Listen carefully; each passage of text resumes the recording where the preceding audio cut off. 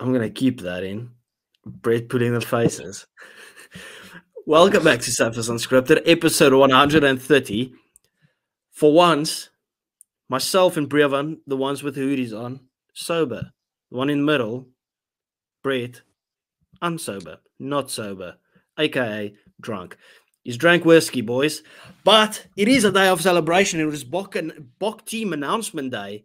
And boy, oh boy, are we happy. Because we got some criticism with what we've been saying. And yet Rassie agrees. You know, the same people that say we don't know anything about rugby says you can't criticize Rassie. And now they criticize us. But Rassie's done the exact same as what we said. And now it's like, well, now you look like a bit of an idiot. Brevan, how you doing, my man? What's up? What's up? Yeah, all good. Not much, really. Just waiting for this decider and waiting for the apologies. But yeah, well, I'm just joking. I don't need an apology.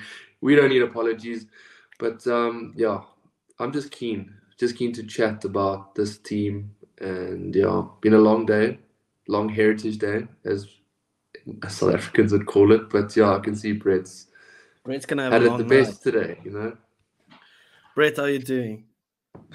Yeah, amazing. Like you just said, it's Heritage Day, aka Bride Day in South Africa. It was Moy Day. It was very good. I actually worked the whole day and then only got to celebrate after my work day. But it is now proven that Rassie Erasmus and his team watches Sappers Unscripted, and they take our opinions and they imply it to their lives, because they sit like this and they take their notes. We know shit. Yeah, let's start off with like the controversial discussion, right? So 10 jersey, there was a big debate. Should Manie even be in the team? Should he start? Should he be on the bench? Can Pollard play 80 minutes? Boys, Manie Libbok gets that 10 jersey. Brett, if you could look this way, because I'm coming straight to you, since you are the player, or the man out here that plays 10. Manie Libbok gets that 10 jersey. Are you happy? I'm very happy. Thoroughly deserved it. I'm not going to define a whole guy's performance on one kick. Yes, that kick should have gone over, but I'm not going to define a guy's match by that, because he played well. He deserves that 10 jersey. He might miss a few more kicks, but South Africa's going to win by more than 30 points, so it won't matter. Yeah. Brevan, you happy, or would you have gone Pollard?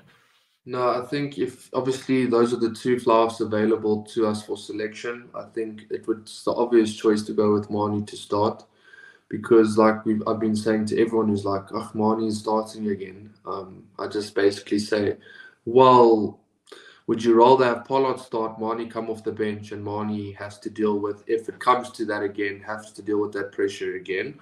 Or do you start Manie and let him be expressive and let him do his thing? And if it comes to the point where we need to win by a penalty or so, Handre's on the bench for that, and you can bring him on, and there will be no issues. But like I said, exactly what Brett said, we shouldn't be winning this game by penalties. By needing to kick a last-minute kick. We need to win this game convincingly. Again, I mean, obviously, I said it. I said, guys, don't be worried if the Irish come and say they're number one in the world again, because they're going to, and it has been flooded all over social media. But honestly, we need to go out there and say, well, fair play, Argentina, you won a good game of rugby at your own ground against a side that was pretty much rotated, some full strength to be fair. But this is our real team, and we can show you what we can do. So I think everyone has to step up, and I think Manie starting was perfect choice. I think it is an absolute no-brainer. Like, I've seen people talk about Handre Pollard can play 80 minutes as well, right? But then what if Handre Pollard gets injured? Then you're anyway stuck with Manie Libbok. If you see Manie struggles by about minute 25, 30 even, they can always do what they did in the World Cup semi-final and just hook him, right? Because then all of a sudden, okay, Pollard needs to play 10 minutes, then he has a break, and then he needs to play 40 minutes. If you want to play him 80 minutes, right, and you're like fixed, even though he doesn't get injured, what if after minute 20 again, he looks like he's out on his feet? He looks like he has run a marathon. right? Like, you never know. You don't want to tell a guy you are expected to just play the 80 minutes. Like, certain boys know that's what they're up for and they need to do it. But putting Mane there, we spoke about it. Like, Argentina, with the way that they defend and stuff, we saw it even this weekend that just passed. That fits Mane Libbok to a T. And as you said, plain and simple, who would you rather have to save or secure the game? Andre Pollard. Like, it's really not that deep. I don't understand what people's issue is with it. But anyway, now we've all had our say on Mane Libbok. Let's start from the front.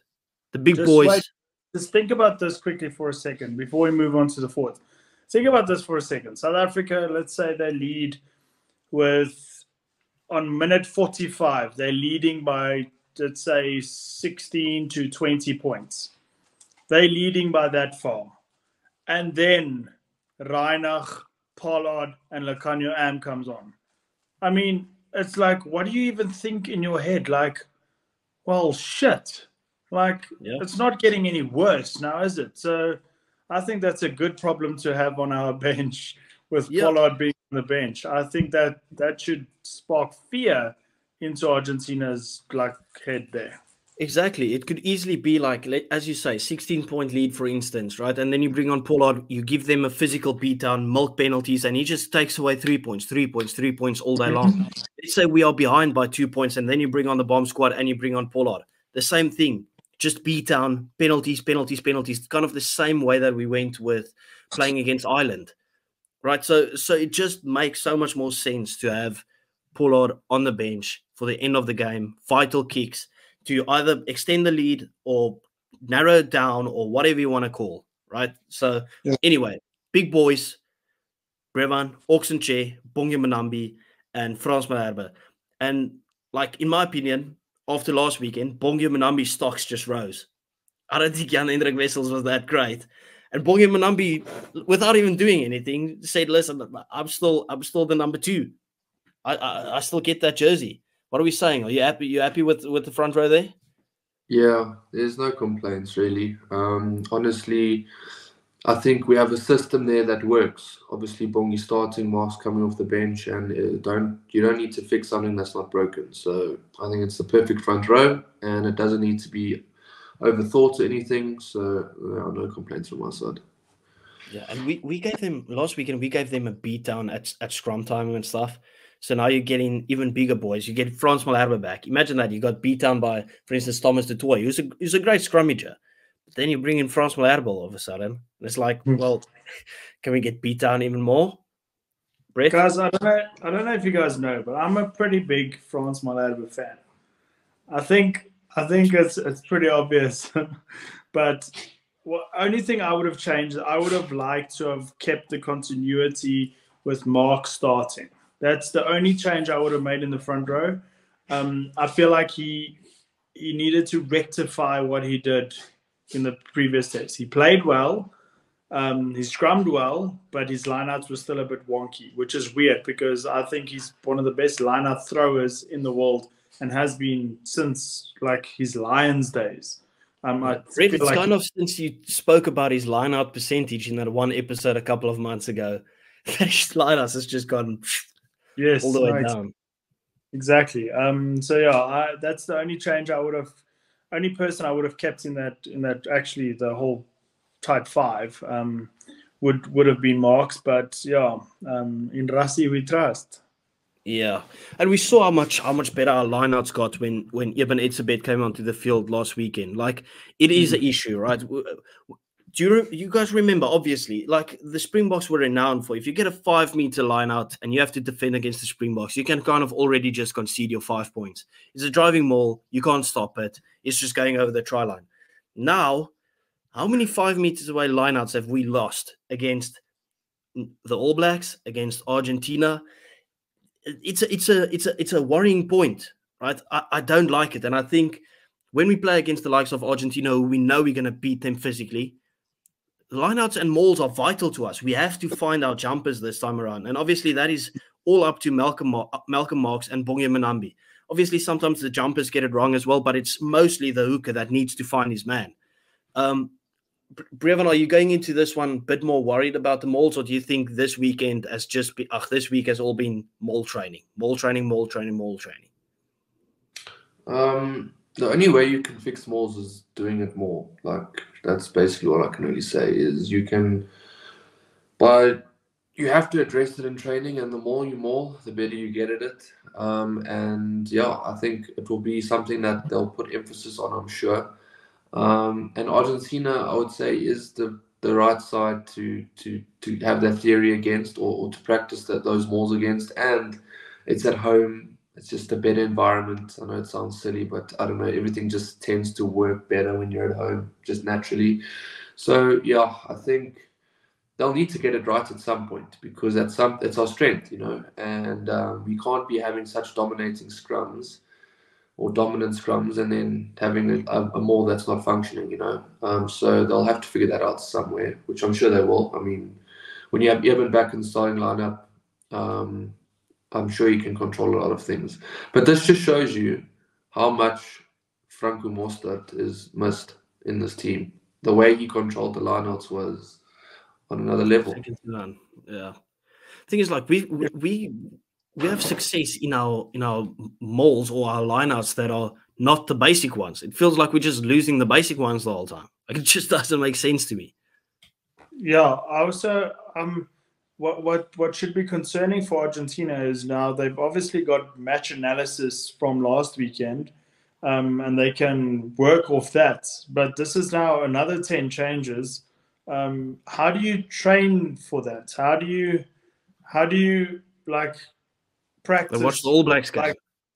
Yeah, watch the All Blacks game. But I mean, this is now obviously there's different aspects of the game against Argentina that went well and that went awry for South Africa, and Argentina would have felt like they could capitalize on South Africa's blunders, but now they can't, because now they're going up against a whole nother team. So you can watch a game where that team played against New Zealand, but it's not the same when you have to physically go up against said players. Like, they have to now, Carreras has to, what's the fly-off's name? It's not Carreras. Albanese. Yes, now he has to know that Pieter-Steph du Toit is coming for him. Yeah. So, and he doesn't know that. He's not accustomed to that. So I'm looking forward to it. Let's actually move on to that, because obviously Eben Etzebeth is playing and he's going to become the most capped Springbok. Well done to him. We've spoken about that long enough, and we've already given Ruan Orkia all his props. I'm happy to see that he's still backed in that 5 jersey, even though he struggled last weekend. We can't define a player. The same with Mani after one bad game or one mistake, So he's been sensational since he's been in the squad. He deserves to play the second game as well. But that's the boy that I want to talk about, Pieter-Steph du Toit. I felt like he was probably the most missed last weekend. Just a guy that rushes out. He doesn't miss a tackle. He smashes the fly off. And we could see it last weekend how vital that Albanese was to them. He just spread the ball from left to right. But when you have a Pieter-Steph du Toit steaming down on you, knowing the Richu Mwanga effect could happen once again, we just get smashed. I think that's a massive, massive threat, and surely that plays in his head. Brevin, what is your thoughts when you play? Because I'm pretty sure you're a big boy. You smash some fly offs as well. Like, what's the thought going through your head? Is it just like dumb running into them, or it's like, I'm going to kill this guy? Well, yeah. I mean, the message before the game is, you always go for the 10. It's a normal thing, especially for flanks on the side of a scrum. It's rugby heritage. That's the best way I can put it. But yeah. I mean, just quickly to round that off, I just think Pieter-Steph and a lot of the other boys that are coming in, I think, have a serious job to do, because people are taking the fool out of us, and I don't like that. So, and I'm sure they don't like that as well. So I'm sure they're up for this. As a 10, how does it feel when a behemoth of a man comes steaming down on you as a 10, and he's got the physical upper hand?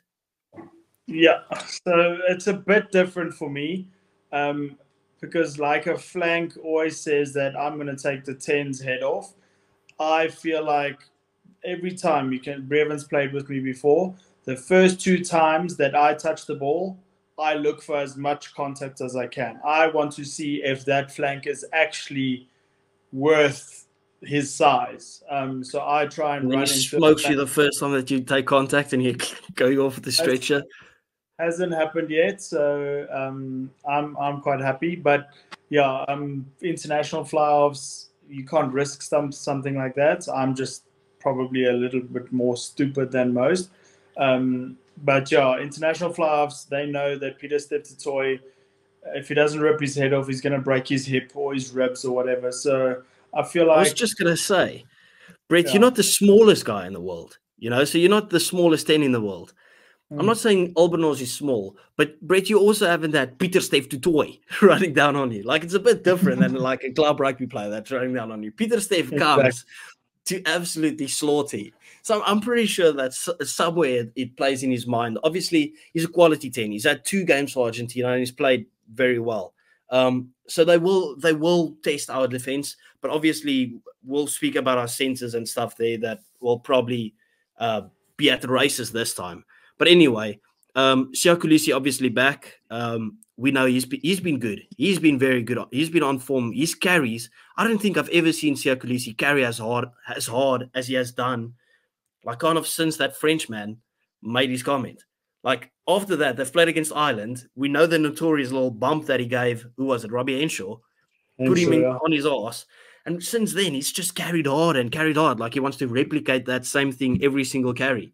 I feel like Siya Kolisi has pulled a Willie Leroux on us, and he's just upped his game since he's gotten older. What are we? Yeah, go speak, someone. I think Sia's always been a good carrier. I just think you went through a phase where it wasn't. I don't know. Maybe you just wasn't finding, because I feel like this happens to players where they want to carry, but they just don't find themselves in the right position to carry. You know, whether that be, sorry, my apologies. But you find that some people just don't find themselves in the right position, and like for example, if I don't know how to explain it really, but you just find that you're not going through your rhythm properly. But like you said, this season, I mean, obviously after those comments, the first carry he made, he's bumping off the Irish, whether I don't know if Henshaw was playing 12 or 13 that day, but yeah, I mean, he's obviously just a menace at the moment, and obviously playing with that fractured or broken nose against New Zealand and still carrying hard, still getting that important try. I mean, it's impressive, and he can only get praise. I mean, he deserves it. So yeah, I'm happy that he started 6. The thing for me about Siya Kolisi is that also he's not only improved as a captain, yes he has, but he's earned respect of referees as a captain. Like that I think that's been the most vital part of Siya Kolisi's game, because there was a while, like a very long time, almost a whole year, where referees would brush Siya Kolisi off, like where they almost thought, yeah, like you're not really the captain. Just keep quiet and walk away. And now he almost demands the respect of the referees, which is massive in South Africa's favor.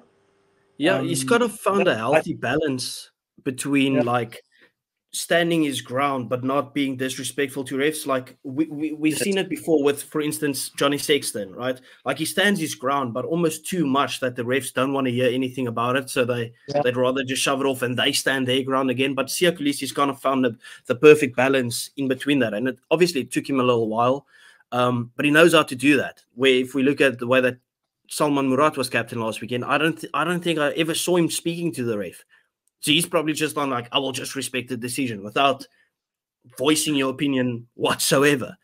Anyway, that wraps up the full. Right? Do you guys think that that's the Jaco Peyper influence in the coaching squad of South Africa? In terms of on Siya Kolisi or on Salman Murat? No, Siya Kolisi, stuff Salman Murat. Siya Kolisi, like how he should manage referees. Could be, but then why is Salman so much different?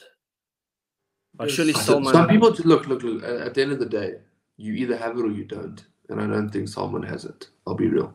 Like there are players that get given the captaincy, and it's almost forced on them.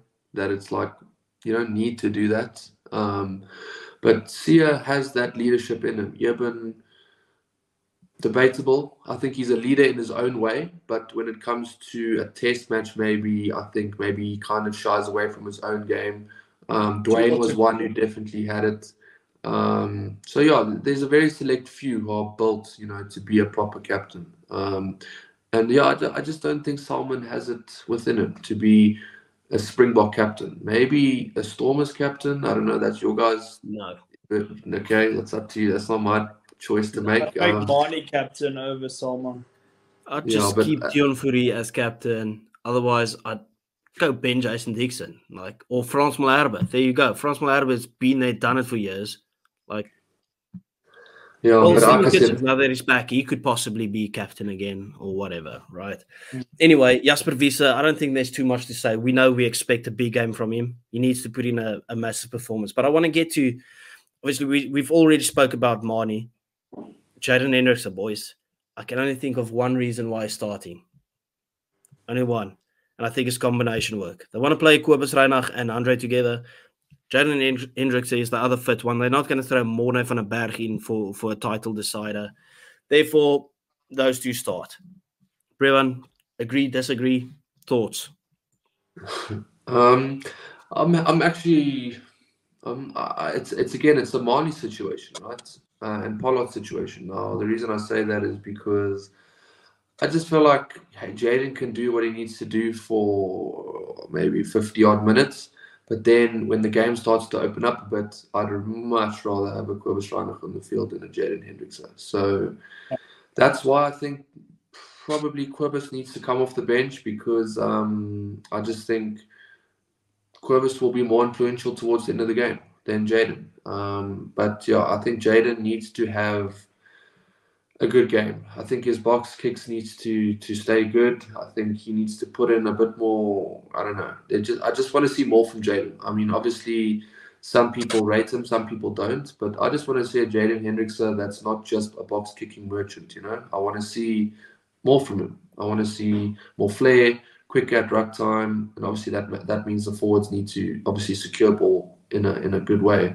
But yeah, I just want to see more from Jaden. Otherwise, that's another one where you question his future. The thing for me about Jaden is that the last few tests that he's played, he's been very conservative, which is, I think, why they partnered him up with Marnie Libbok, because if we all know Kobus Reinach is a bit of a loose cannon. Like, he wants everything to happen now. If you're not on my pace, why are you even on the field? And that's the type of person he is. Jaden will still, I think, half listen to Marnie Libbok and say, if he says, listen, just wait, I'm not ready, he won't pass the ball, then he'll play a part or whatever. Where Kobus Reinach is a bit different. He, like I said, he's the now man. And if you're not up to his pace, then I think, and that's where Pollard will manage Reinach better than Marnie would manage Reinach better. So I think that's why they also went with the combinations. And obviously the Montpellier partnership between Reinach and Pollard obviously also comes into play. Yeah. Center combination, back at it. Jesse Krill, Damien Dialende. Wow, I'm happy to see that. Well, didn't have any doubts. We knew we were going to see that. But the same as I said about Bongi, with stocks rising without even playing, Damien Dialende, especially in defense. Brett, you mentioned it, right? That it was two outside centers, two specialist outside centers that played together, and it just turned into chaos. You need Damien Dialende there. And I can already feel us being okay, Brevan. Sorry, I just realized that's why I looked so far back, because my camera was on ultra wide. Yeah, dude, it just gave me a little jump scare there. Brett, I'll give the floor to you. Just tell me, how vital will Damien Dialende be for us? Where can he take advantage of this game? Yeah, we've always said that Damien Dialende is probably one of the most underrated players in the world. The Oak doesn't get the credit that he deserves, because he hardly ever has a bad game. He has lots of quiet games, but he still does his job. Still does everything that he needs to do. You never see him like throw a Hail Mary or knock the ball or miss a tackle or stuff like that. He just does his job. And I feel like with the partnership of him and Jesse Creel together back in action, well, even him and I wouldn't even care who was on Damien Dolender's outside as long as Damien Dolender starts. That's all I care about. Because and Creel, you'll get the same. You'll get the same. They are the same player, just different race. So I don't actually care who starts there. Yeah, fair enough. Brever? Yeah, like it's actually crazy because when we obviously like Damien Delende is just, I don't know, he's so important to the Springbok team, and he forever will be until he retires, just because of what he brings, what he can bring to the upcoming 12s up and coming to the Springboks, and as well like you said, Lucanio and Jesse Creel, like if you're literally getting the same player there, both easily can be the best 13 on their day.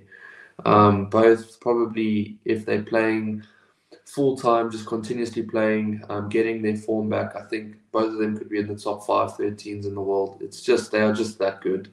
So, like you said, it doesn't matter who you put on the outside of Damien because he's played with both many, many times. So, I think bringing on Lucanio on at some points in this game, like you said, those Argentinians are going to be like, so Jesse just went off, or whoever came off, and now we have the other one who's pretty much just the same. So yeah, it's a blessing to have, because yeah, I hope that this defense, especially in that center pairing between Jesse and Damien, improves, because like we saw, it doesn't work when you have and Jesse in the same team. It just doesn't work. Yeah. So yeah, it needs to be fixed, and I'm sure Damien will definitely be the guy to put them in the right direction to fix it. Yeah, and we'll speak about Fassi in a second, but this comment kind of relates to Fassi being picked as well. I know we've been calling for Villy. Obviously, I still wanted to see Villy, but I kind of think like what Fassi lacks in defense in terms of coordination, the fact that we have Creel and Damien back will kind of protect him in terms of that. Like we know how Villy organizes the field from the back and whatever, and that's what makes him so elite. And that's why we never see Villy making a tackle, because he's just so good at organizing the defense. But kind of without Villy there and Fassi there, you feel a bit more vulnerable. And we saw the center combination that kind of puts in line the whole rush defense and stuff like that. That was out of coordination. Then you have Fassi at the back. So it's just a shit show, right? To put it plain and simple. But the fact that we have the two guys that know how to defend it together, that understand each other like the palm of their hand, it kind of helps out Fassi as well. So Fassi can just kind of focus on attack. Do I sound stupid? Am I saying something stupid, Brett? No? Okay. No, not at all. No, okay. Let's go on to the back three. Brett, you love Fassi. Go ahead. Speak about Fassi. Fassi being picked over Villy. Yeah, unless I think maybe Villy has a delayed concussion, or he's got a birth of a child, or I don't know what would happen, why this selection happened. I felt like if there was anybody that's extremely lucky, it was Nortje, Van Staden, and Fassi. Those three, I felt like if anybody's going to criticize anybody from last week's game, it has to be those three. And then Mani Lebok gets all the slack because he missed the kick. But those three, I felt like cost us that game. And the fact that two of those three get to start again, okay, and Mani, but the two of those three that cost us the game get to start again, just it doesn't sit well with me, but I'm hoping that Fassi can just prove me wrong. Please, just prove me wrong. Like, not that I'm anybody worth proving wrong, but just for my own personal sanity. Rich just said that because he knows the comments are about him. But that's the thing, right? So, who are you to be proven wrong? Who are you? You already know those comments are going to come in. Yeah, incoming. But Fassi scored a try comment. Those people that, like, if you score a try, it means you had a fantastic game. Yeah, but the one that he missed as well. Could have scored 3. But the only thing I can think yellow card. What? When they say Fassi had a good game, they count his try. But do they count the ones that he knocked? Do they count the yellow card? Do they count the missed tackles? I don't know. Yeah. But like the only thing that I can and I'm probably being stupid here, but the only thing I can logically think that the reason Villy's not being picked is either yes, there is some problem with this delayed concussion, or yeah, even though I doubt, or I just think obviously because I checked again after the team selection, I was like, is this Oak on 99, 98? So I checked he's on 97 caps, right? If he had played today, he would have obviously made, if he played all 2 games in the Northern Tour, then I think he would have obviously, or he might have made his 100. So I'm thinking he plays 2 Northern Hemisphere tests and then he plays his 100th next year. I genuinely think that's what the reason is. I think he maybe plays one, but we're getting 3 times Damian Willemse, baby. Oh yeah, Willemse don't even start. The best player in the world is back, baby. And then Brett won't even remember Fassi's name because he'll just be saying Damian Willemse. Damian Willemse, Damian Willemse. Like, I'm actually going to defend Fassi to some degree. Not defend him really, but I can understand the selection in terms of an attacking aspect. If we're going to say, okay, it's going to be an open game, that ball's going to go deep, and we want Fassi to just carve through people, then that's why I see Fassi. Or they're planning on Marnie just putting Fassi through every single hole, then yeah. Otherwise, I don't see why Fassi's playing, right? I thought do we remember how well the combination of Marnie Lebock and Willie Leroux worked when they switched first receiver? Why are we doing that again? Like, the only reason I can back Fassi is secure under the high ball, which he was not really this weekend secure under. And he's got a bit of pace, But other than that, give me Willie every day of the week. Every day of the week. That first receiver switch up between Marnie and Willie. Do you remember how we struggled against Italy? I think we were behind Italy in the first half. Those 2 came on, and we scored like 50 or 60 points in one half? That was ridiculous.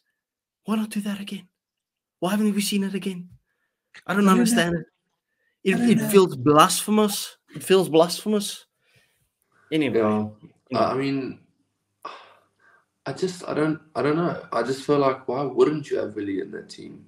Purely because we have a rugby championship to win, and experience wins you things, You see, and boys. 2, I just think like the guy brings so much, and he'll definitely add to the way that back 3 is structured on attack and defense. So it's interesting. Yeah, boys, we're going around in circles. We all want Willie, okay? Please go to the bench because I can't keep my eyes open anymore. Okay, we've got the actual bomb squad back. I don't think we need to talk too much about the bomb squad. Mark van Staden. Malcolm Marx, Gerard Steenekamp, Vincent Koch. Okay, we're not going to say anything. They know what their job is. Go out there, smash. It's like, just smash. All right? No lock replacement. Are we surprised to see there's no just pure lock? I know that this means Pieter-Steph du Toit will probably replace Ruan Orkia, or Ruan Orkia goes off and then Ulrich Lowe goes into the Lucy position. No, Ulrich Lowe, he benches, when he's on the bench at the Bulls, he almost always goes to lock. Yeah, but Pieter-Steph du Toit has been going into the lock the whole time, and then Ulrich. I know, but what happens if something else happens? Then Ulrich Lowe is there. Ulrich Lowe can play lock. Let me more ask you like this: not just purely on the lock thing. Are we surprised we're going 5-3, Brevan? Not necessarily. I don't think you need to go 6-2 against Argentina. Okay. I don't think it's needed. I really don't. Okay, well, obviously, Kwagga Smith's going to make a massive impact. We already know that. And then the boys on the bench, we already spoke about Kobus and Pollard. My final question to you guys, just where does slot in? Does he go? Is it a straight swap? Do we maybe see Jesse going onto I can't see Jesse going onto the wing. You're not going to take maybe Fassi comes off and Colby goes to 15. Ooh. Creel will go to 15. Well, for Creel, yeah, because Creel's played 15 for the Bulls as well. Yeah. So. But also think about this, that that front row, like for 80 minutes of the game, both our front rows last weekend scrummed the shit out of Argentina. That's the reason for the 5-3 split. Like, we don't need it. There's almost no threat. And they don't have front Kremer row. either, which is a massive And loss. they don't have Kremer. Yeah, exactly. So I think there's almost no threat. Yeah. Yeah, fair enough. Fair enough. Anyway, we'll wrap it up. We forgot to say, please do remember to like and subscribe. We do appreciate all of you guys. But anyway, they probably haven't watched till the end. So it is what it is. You said it in the beginning. Did I? Yes, this is episode 130. Please remember to like and subscribe. We value and appreciate it. I'm going to go and rewatch it, and I'll send you the clip where I don't say it. Because you've got too much trust in me now, Brett, and I know for a fact I haven't said it. Anyway, thank you for watching. We will see you Friday for like a weekend preview. We might speak some URC. Anyway. Okay, bye. Bye-bye.